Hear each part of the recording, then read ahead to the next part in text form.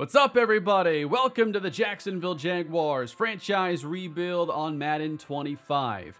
Today we start the process of turning this franchise around. They have fallen far in 2024, and after simming through the remainder of the season, this is a 5-12 team we now have to fix. There are issues along the offensive line, and some of these veterans aren't going to be coming back. We have a quarterback in Trevor Lawrence, and who knows if he's the long-term answer now at 74 overall and the 26th ranked quarterback in the franchise. There's a lot of work to do for this defense as well. They've been one of the worst this season. Today we're going through the first offseason in the series, and we'll get to games next episode. Thank you for all the feedback on part 1, and if you're excited about this series getting underway, please leave a like on the video and subscribe to the channel. Travis Etienne here is one of those players I know got talked about a lot in the comments section. Would he be a better player to look at trading versus building around? Those are the kinds of decisions I have to make here. First thing we're going to do is change this defensive scheme. This roster is not set up to even run the 3-4. The pass rushers are listed at D-end. The outside linebackers are off-ball guys. So we're going to switch things up to just probably a base 4-3 defense. I'll leave the offense the way it is. I like the archetypes that we'd be targeting on that side. But what we're going to do next is find a coaching staff that can help us start developing this roster. So we're just going to fire both coordinators and start fresh here with head coach Nate Bell. We also have some staff points to spend, but might be good to use those on our coordinators as well. And the defensive coordinator is going to be one of the most important decisions. That side of the ball is basically just starting with an elite pass rusher and trying to fix almost everything else. What I like here with Sammy Rios is that I could choose what side of the coaching trees here that we're going down, the talent trees, rather than have it all decided for me right off the bat. And I do get a hiring bonus here. So Sammy Rios is the DC. There are definitely a lot more skill trees in this game. I'm not familiar with RPO tree. There's also an open field moves tree. So this one's kind of cool. The left side focuses on running back skills. The right side is all about wide receiver. But the offensive coordinator we're going to hire is Garrett Pratt, who has a start on both the halfback guru and pocket passing trees. Then I'll decide what I want to focus on with the offensive line, but right off the bat, we get stiff arm boost for running back, along with short accuracy at quarterback. And I'll look to spend those staff points later on, but let's get on to the actual offseason now as we sim through the playoffs. It probably won't be the greatest shock that the Jaguars don't have a single Pro Bowler this year. And the champions for year one are the Baltimore Ravens, who topped the Detroit Lions, and Lamar Jackson adds on to his MVPs with a Super Bowl MVP this season. Checking to see if any dev traits changed and what Brian Thomas Jr. has, which is star. Travis Etienne holds on to his superstar. I was wondering if that would be the case. Gabe Davis is down to normal after not producing a ton his first year in Jacksonville. Brandon Scherf goes from superstar down to normal. And we still have a bunch of star dev players on defense, along with the superstar X Factor in Josh Hines-Allen. Jacksonville doesn't see anybody retire from their team this year, but stars like Cam Hayward, Cam Jordan, Demario Davis, and Bobby Wagner have now retired, including the great Josh Johnson, who's played for about every team that's ever existed. Travis Kelce retiring feels like a pretty big deal early in the franchise. I'm not sure if that happens in everybody's franchise this year. All right, let's check on these storylines. I know that was something I wasn't a huge fan of when the game dropped, but they can create some interesting little extras for your franchise. All right, who are we going to talk to this year? Brian Thomas or Trevor Lawrence? I think this is kind of a make or break year for Lawrence. I really want to see what direction we're taking this franchise in. So if we can get him a boost anyway in the offseason, we got to do it. Accuracy all over the field, throwing on the run, and play action. Yeah, keep focusing on that stuff, Trevor, and maybe that like 64 awareness as well. What is your plan for the upcoming offseason, head coach Nate Bell? Make a splash and upgrade the roster? See, that's exactly the opposite of what I think this team needs to do. There is no specific plan. I don't know. I don't think we have to make a big splash because the biggest splash will not be enough for this team. Well, I probably don't want to say I haven't thought about the offseason. We're happy with our talents. Okay, we're just gonna... I don't think this interview is going all that well. So you're saying this current roster is good enough to be a playoff team? I am not guaranteeing that. It sounds like you're covering your bases. Just end the conference. You can walk away. You don't have to do this. You thought you were being clever. Morale has dropped by 5 for all players. So it's a really good start to the Nate Bell era. You can tell how thrilled Devin Lloyd is about the head coaching change. So here's what the mock drafts are telling us at this point. We will select... Oh, they bumped us down to 8. Last time they told me it was 7.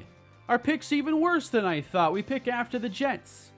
Jacksonville selecting at 8. Could Amari Bernard be our first round pick? I think that's a direction we could look to go. I did what I could with the scouting information during that wild card round. Not many players were at 70% completion, so I did put together a board. It's not like ranked or anything, but using the like spreadsheet here, it's really nice to just go through and be like, okay, I can look at B and A awareness players or certain traits that I like, and putting together the board now takes a lot less time. It's a lot closer to remember the whole like top 3 system where you just scout a guy 3 times, get 3 ratings and the talent grade. It was a fast system, but lacked depth. Now we have a bit more depth, and it's a lot more convenient than it's been in years past. So I do have quite a few players on my favorite board. There might be more players I find interesting now. Like, there were some that I had no information on. It wasn't that I didn't like them. It's that I couldn't say yes or no to putting them on the board. So default is a no. But I have 80 players on here already. The secondary is something I want to address pretty early in this draft if we can. I have 5 options here that I really liked. And despite being man-to-man corners, we actually have some players here that can play zone, or at least their grade is good. I'm sure there are some things I have to kind of get used to with this game as I finally start to dive into it more. I only did that one Viking rebuild and not a whole lot else in franchise. But we are at least seeing really good zone coverage grades in addition to the man coverage. I almost wonder if this class is already setting up for us to look at moving down. Just given that where we pick, there are so many pass rushers that could go. I'm not really looking as much at the pass rushers, even though some are on my board. A first-round lineman sounds like a pretty good starting point, and maybe you can move down and come away with a left tackle. And as I get to 60% now on these players, like Cole Gregory looks interesting when I had no clue what his skills were before. He's a slot wide receiver. I do think that finding a good wide receiver 2 in this offseason would be really valuable. And here are the picks that we're going to have. So it's 8, not 7. That win in week 18 really knocked us down the draft board. But 4 picks in the top 100, a couple fourths, so we can move around the board and hopefully get 4 contributors in this class. Like 4 immediate players would be a nice start. Before we re-sign players, we have a meeting. All right? I don't know why Trayvon Walker is in uniform. The offseason just began. Trayvon, what is your motivation? I really care about being close to home. Would you change that about me? I don't want you to change. Oh man, these storylines. We gotta move on. At least someone's morale is up. That actually went well. The servers went down as soon as I finished that scenario, and I reloaded Madden to see it then have Tyson Campbell with the scenario. So Trayvon Walker's morale is unaffected. Well, let's move on now to re-sign the free agents, or probably let most of these free agents walk, actually. $48 million in cap space, and we do have 2 fifth-year option decisions to make. So I think the first one's pretty easy. Devin Lloyd looking at about $10 million, and we are going to pick that one up. Trayvon Walker as a pass rusher, $14.2 million. We will be picking that up. He still has to show that he's going to be a long-term player in this franchise, but at least if you pick up somebody's option, it's a little bit like franchise tagging somebody, where at least you then have the option to trade or keep that player on roster. So those options will kick in a year, but here are players we actually have to decide on. Andre Cisco, Brandon Scherf. I have the motivation impact for free agents set to very high, so it shouldn't be easy to sign players like Scherf who really don't have interest, and I'm not looking to do a lot in free agency. I think the rebuilding of this team has to be done in the draft.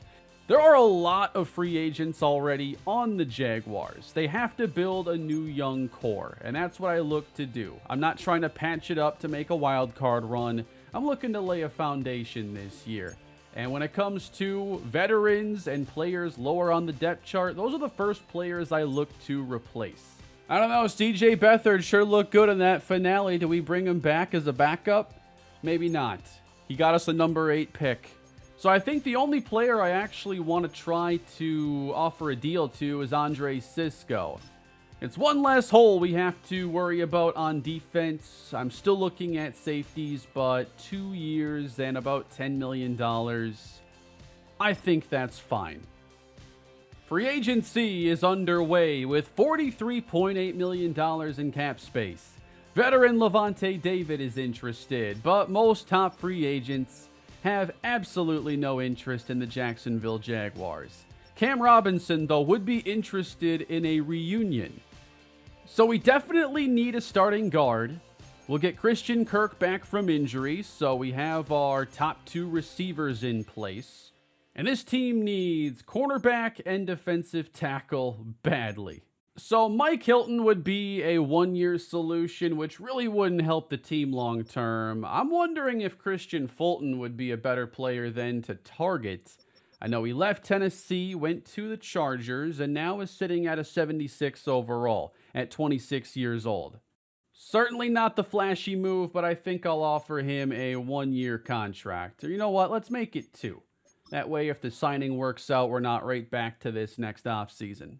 Daquan Jones has the mentor tag, and I hope we bring in a young defensive tackle that we can start developing. So we'll offer Jones a $7 million deal. And thankfully, the top left guard on the market does like us. That's Patrick McCarry. Nobody's offered here in the first stage, so we will be the first team to do so. And I'll offer a 1-year contract. We'll see if he's interested. I'm going to try to sign Tommy Tremble on as a second tight end who can offer a bit of blocking upside. Definitely seems like the salary demands are a lot larger than in some of the past Maddens. Like a 71 overall tight end would not usually be getting nearly $6 million. You know what? I'm just going to wait then, because those offers seem really large. And I know if we go into the year with some cap space, then we'll have some rollover. And maybe next year, we're more so looking to spend in free agency on players that can really change this roster. 3 decisions are made, and we sign 2 players, Christian Fulton and Daquan Jones. We missed on Patrick McCarry. He goes to the Giants instead. We end up signing Will Hernandez, who is an 80 overall. He wasn't that interested, but nobody else offered, so we replaced Brandon Scherf for next season. He's also recovering from a fractured kneecap. I was going to have him wear a knee brace this year, recovering. I don't know if you would after a fractured kneecap, but I don't think they're in the game anymore. We have also signed wide receiver Cavante Turpin. Come on, he's explosive. He can help out as a returner. Maybe there's a role for him. So those should be some small steps forward then for this team. If I do end up trading somebody like Travis Etienne, it would probably be after this next year. I kind of want the chance to just evaluate some of these players, where they are, and we already have extra picks for this year in a draft where I have less information, didn't get to choose my scouts. So if I decide it's time to trade even more, then we can do that and get extra picks for a class I'll be more prepared for. That's actually one player I really like. I'm surprised he's here on the trade block. Tuipulotu. Only 22 years old, a star dev player. Had a really good game against the Vikings as a rookie. And coming off a 7-sack season. Well, I didn't expect that to go through necessarily. A 4th-round pick is going to bring him to Jacksonville. So we go a little bit off the board there. He was the Chargers' 3rd pass rusher, and that's where you'd project him to play with us. But we have a player in Trayvon Walker who is so versatile at 6'5", 272. He rushes with power. That athleticism combined with the 88 strength. You can rush him from the interior. And what this will do is give us a good reason to force that matchup and then have someone that can play the edge in his place. Tuipulotu is an interesting player. He's not the most explosive athlete, but he has finesse moves still. There are power moves at 72, and he's only 22 years old. So this could end up being a big move for us. It only cost us a 4th-round pick at a really intriguing opportunity. I will put Eric Armstead, though, on the trade block. I'm not sure he'll have a big role for us this season. Same is true for Gabe Davis. He could be our wide receiver 3, but I will be looking at what we can do in the draft. And if we find a player that fits, then I might look to trade somebody like Darnell Savage at 28 years old. But I'm not expecting I can solve every problem this offseason. There are a lot of spots on this Jaguar team that are an issue. So our attention now can kind of turn to the draft. And they still have us taking Amari Bernard. Because the scouting was set up to focus on quarterbacks, we do have a lot of talent grades. And there seems to only be one slam dunk option in this class, that being Derek Phillips, who should be going to the Giants at like number 2. So there's not really anybody that's going to likely be at our pick where it's like maybe we take him and move on from Lawrence. A player like Phillips might have forced that conversation. For our private workouts, I'd like to see how good these tackles really are. I'm not sure if we get the talent grades here. I'm pretty sure if we have 70%, I'll have both talent grades here. But then the other position I'm interested in is corner. This might be for more in the 2nd round. But to me, JD Short with A-man coverage and B-zone coverage was the most intriguing there. Amari Bernard does end up with round 1 to 2 talent and George Newton round 2 to 3. So I think we have a pretty good option at 8 if we want to go this route. Athleticism across the board is impressive. Bernard has not only a bunch of A skills, but also A injury. And I feel like in this game and last year, what I've played, that I'm always finding intriguing players that are injury prone. So in this case, we avoid that. But pass block power and run block power, for that matter, aren't great. But it's about the only thing to work on because everything else is so good. And then at corner, we end up seeing JD Short as a top 5 talent, and he's ranked 43rd on the board. So that's a spot where you might want to get back into the 1st round. And honestly, he would be BPA for us at 8. And that is one of the most pressing needs on the team.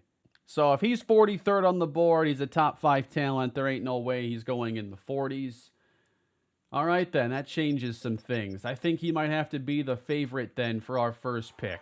I wanted your thoughts on if you think I should use Mock Draft 5 in this series as a house rule. I don't think it's as much of a guide as in past games. I don't think it's always perfect, but I can't see it right now anyway, so we're not using it today, and the draft will begin. The Patriots have Drake May, so they supposedly have their quarterback. They take him and now are selecting even higher, and they're going to open the franchise with right tackle, Charleston Bynes. That offensive line in New England, when I looked at teams I could pick for this series and I saw the Patriots line, I couldn't believe it. Slight detour, sorry. They just signed David Bakhtiari, but this line is one of the worst in the game. Now it's getting a little bit better. We're expecting New York to then take the first quarterback. And that's exactly what they're doing here. There's a new quarterback in New York. It's Derek Phillips. I think I'm already over these cutscenes. Justin Wall, Reggie Thorpe goes. So a pass protector, quarterback, pass rusher, wide receiver. I wanted to have a chance to take the first player out of position. And as long as no one goes corner, I'll have that chance. The Raiders now take quarterback Chris Carpenter. And the final pick ahead of us, the New York Jets have selected Tayshaun Ford, right tackle. So with a whole bunch of needs, yes, Amari Bernard would be a really good fit, but we have to address this secondary. It is one of the worst in the game. This was a team that has given up the most yards in 2024, and we're going to be selecting out of Boise State, J.D. Short, the 21-year-old cornerback who could step in and possibly be our best immediately. And there he is, J.D. Short, first pick of the Jaguars Franchise Rebuild. He was ranked number 2 in true value. Normal, Dev, you gotta be kidding me. How does this skill set and top 5 talent lead us to normal Dev? I mean, he's still probably going to be really good, but now we have a lot more work to do to make him an elite corner. The Rams also end up taking a first-round quarterback, and Richard Kidd goes to the Colts. I'll have to edit him, and we'll be seeing him in this series then as a division rival. The question now is, do I think it's worth it to give up a bunch of picks to get Amari Bernard? 23 years old, a round 1 to 2 talent. It is a pretty good tackle class. Even if you're not getting the best guy, you can still, I think, come away with future starters here. Bernard ends up going at 15, and I think for what it would have cost to move up from 40, that was a little further than I wanted to go. George Newton then goes at 24, and I had him as the second left tackle. I think there are other ways to upgrade this offensive line, though. Here is Lance Fitzpatrick. I think he'd be a decent trade-up option. 23-year-old out of USC.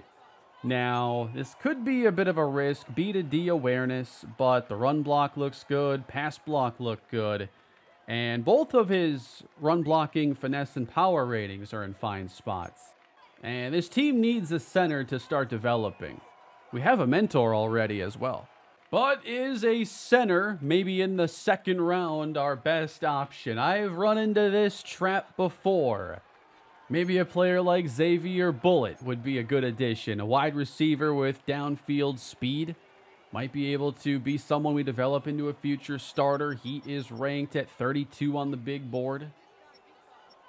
I also like wide receiver Eli Arrington, more of a height, weight, speed prospect at 21 years old.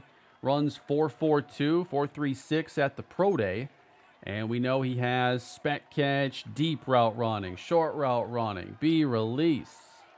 Christian Kirk is 28, so he's entering his regression time and has star dev right now. We'll see if he's able to hold on to that. We're kind of lucky that he did after the season spent on injured reserve. And he's in the last year of his deal, so it is a good time to think about wide receiver a year after taking Brian Thomas in the first round. And this pick looks like it's going to be a big hit. And we have a move. We are going up to 27 overall, up from 40, giving up a third and fourth round selection. I know I wanted to have those mid-rounders to try to rebuild part of this roster, but I see the chance to get some difference makers on this team right away. And the player I want here in this spot is going to be wide receiver Eli Arrington. I think he and Brian Thomas Jr. could easily be that duo that develops together and shows us what we have in Trevor Lawrence or helps out the next guy. And he's number 44 in true value, so more of a mid-second, I guess. But enough there to be intrigued with and hidden development, at least in this case. So that's a big help. I can't wait to see him play. So a lot of routes you could go here. Trade down, accumulate extra picks. We end up moving up and now have a brand new starting corner, a new starting receiver, But what else are we now going to be able to accomplish? What did I just give up in making that move? We still have a third-round pick. That's what I like here. We pick at 72. Probably should not be moving up again. I'm not really sure where he'd have gone if we didn't move up. That was probably a little early. One of the reasons I made the move, though, is that I saw multiple good playmakers available. And I was like, you know what? Forcing KC to move down and not getting one of those receivers kind of sounds nice. Not sure they would have gone receiver. Most of their needs were listed at defense. Xavier Bullitt goes there at 39. I think there's a chance then that he would have been available at 40. But can you see why I had to move up? And how many of these series has there been a guy I did not move up for that I probably should? So now I more so err on the side of caution and I go and get the guys I want. On to the third round now and pick 72. At the top of our board, in terms of favorites, we have a cornerback, a couple safeties, and then it looks to be a pretty good and deep tight end class. The centers that I liked seem to be gone. Here's tight end Curtis Easley, and that is certainly not a position of need. But Easley is easily one of the best players available here in the third round. With great speed, he ran a 4.55, consistent from the combine to the pro day, with elite strength. B run block, A awareness, A break tackle. So that's going to be a hard player to pass on here, even with a whole bunch of needs on this team. Brendan Cooper at safety. Really good speed for a safety and just really good athletically across the board with C-zone coverage, C tackling, B to D man, but A awareness. So we can get a starting caliber player. It's just which one do you take? Tight end Evan Ingram is now 30 years old, and his contract is also up after 2025. I thought this team had more pressing needs than skill players, but I can't pass on this kind of talent. That safety looked really good, but I'm going to go with Curtis Easley here. The tight ends in this game seem really good, by the way, and he is 23rd in true value, so we are getting a first-round talent. He played college basketball for 2 years. He has receiver speed at tight end. He played at Oklahoma, lefty as well. Oh, and hidden development, by the way. So that's a fun way to get this series underway. Imagine the top 5 rated corner had hidden dev like we all expect, you know. But we got a receiver now and a tight end ready to take over for veterans who are possibly on the way out, might be deadline options in trades for other teams. And we're already prepared for their exits. Just forget how bad the offensive line looks and celebrate this win, I guess. So it's the 5th round now, and my options for offensive linemen aren't what they were earlier. So this might be a reach and might be a backup only, but Max Kramer, I think, is at least good enough to be a backup guard, B awareness, B pass block power, probably a pretty bad run blocker. They're celebrating. They got someone they like here. And there's Max Kramer. Look at that. He's already got the teal vest and everything. Bad pick, ranked 278. All right, where'd I go wrong here? The pass protection looks solid. He looked like the best offensive lineman available. How bad is that run blocking? Oh, well, are there really any bad picks in the 5th round? Not expecting a great grade for this pick either, but attempting to build some depth here late in the draft. I'd like to move Tim Mabry to defensive tackle and make him our 6th round pick. I tell you what, though, Nate Bell is excited about this class. And here is Tim Mabry. He's going to come in 297, even lower. That's some of the worst athleticism I think you'll find in the draft. So here's the board, with the draft coming to an end here in the 7th round. And I think the best player on this board is another tight end. Yes, we are drafting another pass catcher. This is Jeremiah Sheffield, 241 in true value. He is not going to have hidden development, but should be, but he'll provide some more tight end depth. It's tough drafting those last few rounds, man. So instead of making a bunch of picks and getting 4+ contributors, we got 3. And then the 5th, 6th, 7th rounders do not seem all that promising.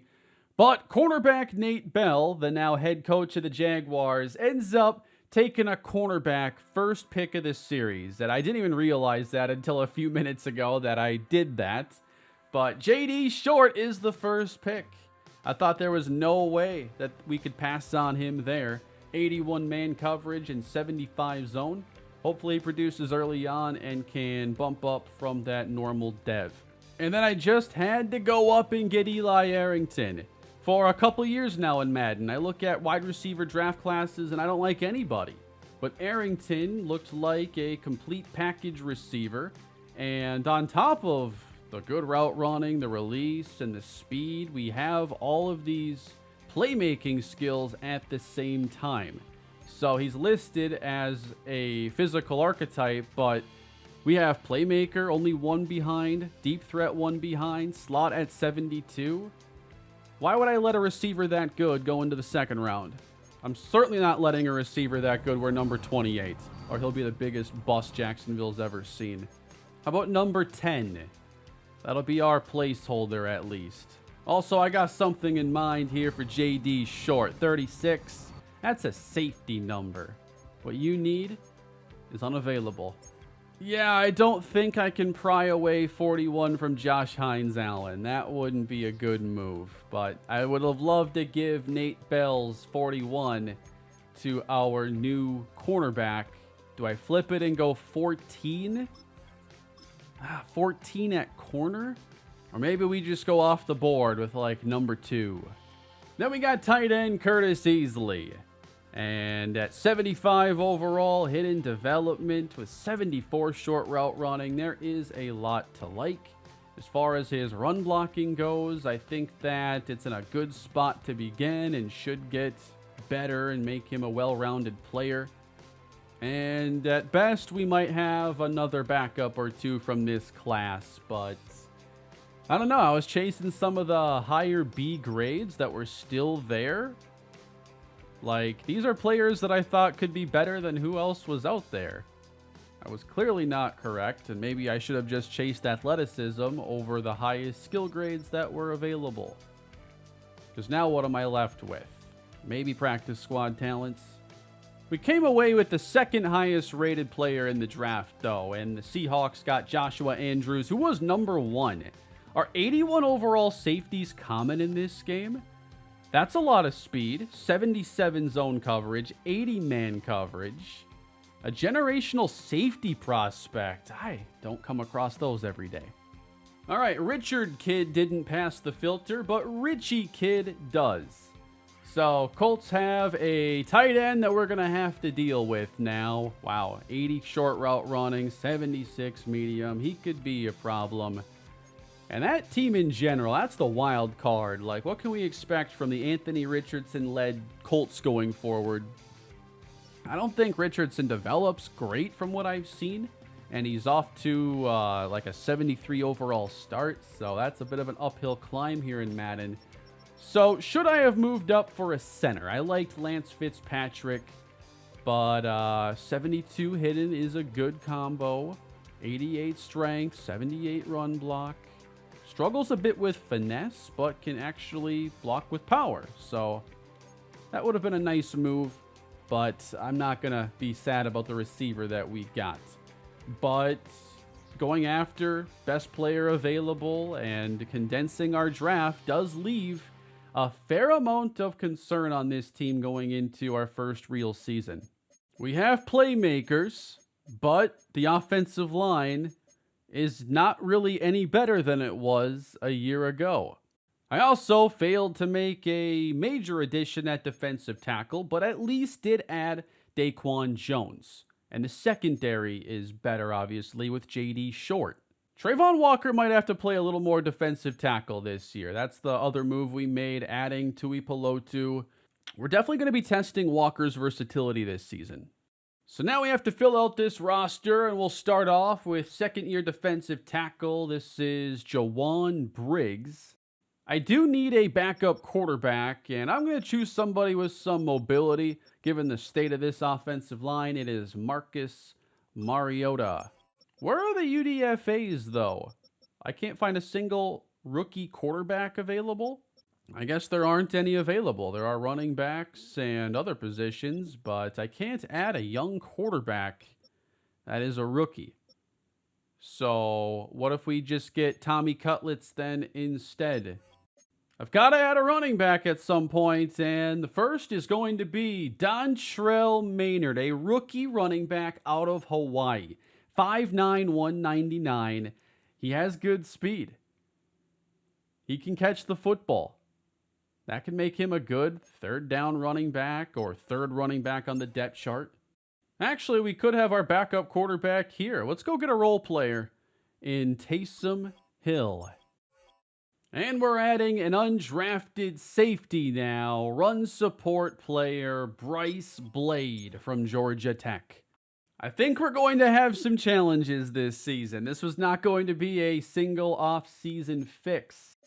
And instead of addressing the most pressing holes on this team, I've kind of solved a couple problems a year in advance, leaving the offensive line and defensive line full of question marks, going into a year that's going to determine the future for players like Travis Etienne, Trevor Lawrence, and probably a lot more veterans on this team. We'll see if we have some action at the trade deadline and how this season unfolds.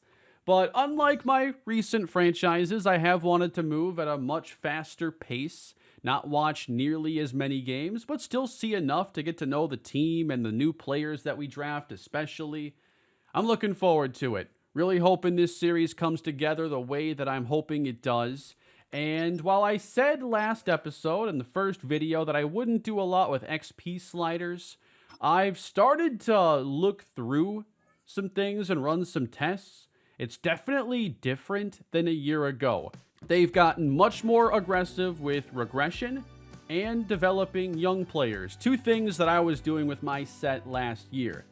My main issue actually is just the draft classes seem to be really good, and sometimes knocking down those positions in the draft class strength to weak isn't a good solution because you tank ratings too much. I can definitely tune things to get progression where I want, but the difficult thing is overall league balance. I'm going to keep working on it and see what I come up with as a good solution, but I don't have anything to add into the franchise quite yet. Next episode, we get this season underway and start to get to know this Jaguars team a lot better. This is our schedule. We only play one division game before the trade deadline hits, which I don't love. I like to get as much information as possible. Playing against the division helps with that, but that's not the way our schedule was generated. We'll end against the Titans. Do we at least always get division games in the final week of the season now? Because this so far, well, it looked promising until the Panthers played Buffalo. But that is how the first offseason here in the Jaguars franchise unfolds. What did you think? What would you have done differently? And how are you feeling about the Jags going into our first real year of the series? Please hit that thumbs up button, subscribe to the channel, and I will see you all in the next episode here shortly. Have a great day.